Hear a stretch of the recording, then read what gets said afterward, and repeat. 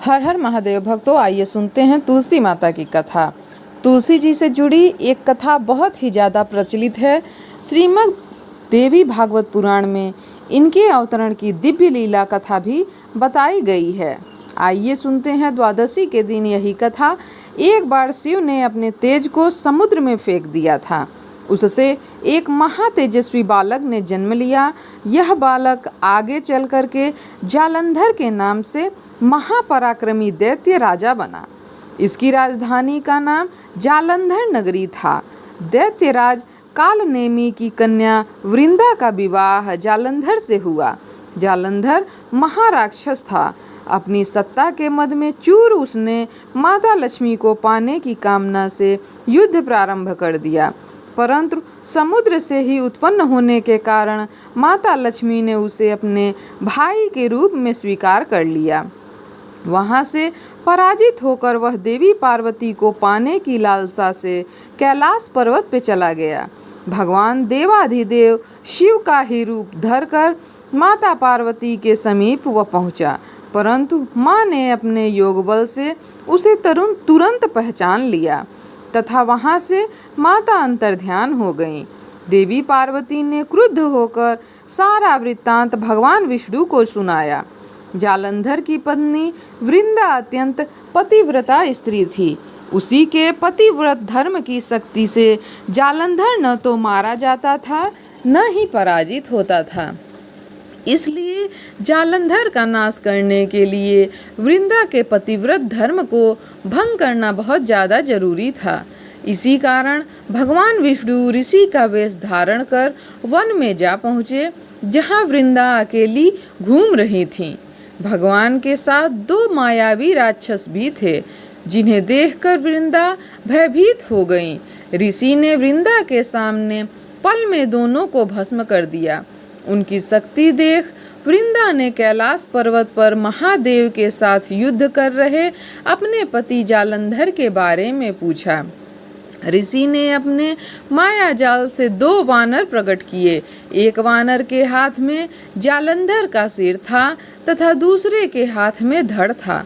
अपने पति की यह दशा देखकर वृंदा मूर्छित होकर गिर पड़ी। होश में आने पर उन्होंने ऋषि रूपी भगवान से विनती की वह उसके पति को जीवित कर दें।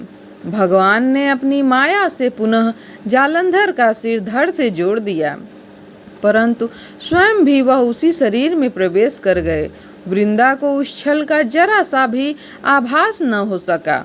जालंधर बने भगवान के साथ वृंदा पतिव्रता का व्यवहार करने लगी, जिससे उसका सतीत्व भंग हो गया। ऐसा होते ही वृंदा का पति जालंधर युद्ध में मारा गया।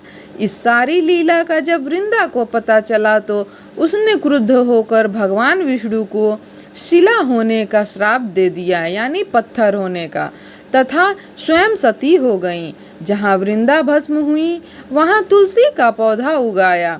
भगवान विष्णु ने वृंदा से कहा, हे वृंदा, तुम अपने सतीत्व के कारण मुझे लक्ष्मी से भी अधिक प्रिय हो गई हो।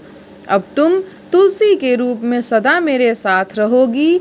जो मनुष्य भी मेरे शालिग्राम रूप के साथ तुलसी का विवाह करेगा उसे इस लोक और परलोक में विपुल यश प्राप्त हो जाएगा।